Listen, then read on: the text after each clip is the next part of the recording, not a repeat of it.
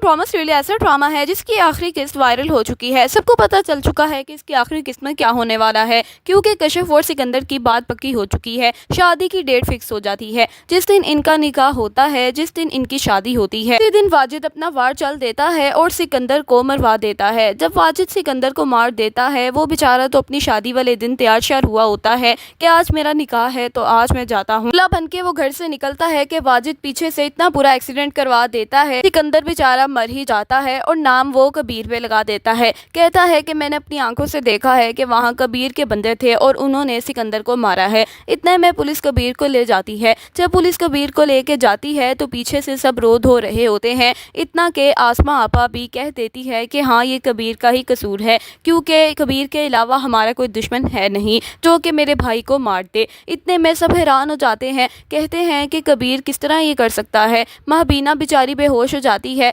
दूसरा के मुबीन भी बेहोश हो जाता है। कहता है कि मेरे भाई को कत्ल के केस पे अंदर करवा दिया है, इसका मतलब अब उसे फांसी की सजा दे दी जाएगी। इतने में वहाँ पे रिया खड़ी होती है, कहती है कि आप लोग कैसे कह सकते हैं कि ये सारा कुछ कबीर ने किया है। इतने में पुलिस जब कबीर को लेके जाती है तो सिकंदर की बहन आसमा बहुत ही ज़्यादा रोती है और वो रोकती भी नहीं है। कहती है कि कबीर को ऐसी सज़ा होनी चाहिए जो कि ये सारी ज़िंदगी याद रखेगा। हमने कबीर पे इतना एतबार किया, अपनी बहन की शादी करवाई, लेकिन कबीर ने हमारे साथ क्या किया, हमारे ही भाई को मार दिया। इतने में वो कहता है कि कबीर ने काफ़ी अरसे से सोचा हुआ था कि वो बदला लेगा और आज उसके हाथ में चढ़ ही गया। सिकंदर को जब दफना दिया जाता है, उसके बाद महबीना कहती है कि कबीर हम तुम्हें छुड़वा लेंगे, तुम बिल्कुल भी परेशान मत होना बेटा। खैर कबीर पे तो बिल्कुल भी एतबार नहीं करती रिया। कहती है कि कबीर ही है मेरे भाई का कातिल, क्योंकि इसने कहा था कि ये ऐसा बदला लेगा कि रिया तुम सारी जिंदगी याद रखोगी। खैर अब कबीर पे बिल्कुल भी जब रिया एतबार नहीं करती तो आखिरकार मुबीन निकाल ही लेता है जेल से अपने भाई को, क्योंकि बेचारा कबीर तो बेकसूर होता है, सारा कसूर तो वाजिद का होता है। जब वाजिद को गिरफ्तार करवा दिया जाता है तो कबीर को छोड़ दिया जाता है, क्योंकि सबको पता चल जाता है कि वाजिद ने ही सिकंदर को मारा था। खैर जब वो घर लेके आते हैं कबीर को तो महबीना कहती हैं कि अब कबीर तुम्हारा निकाह इससे होगा। वो कहता है क्या मतलब है निकाह होगा और किससे होगा? तो वो कहती है कि मिन्हा से होगा, क्योंकि तुमने देख ही लिया होगा कि रिया ने तुम्हारे साथ क्या किया।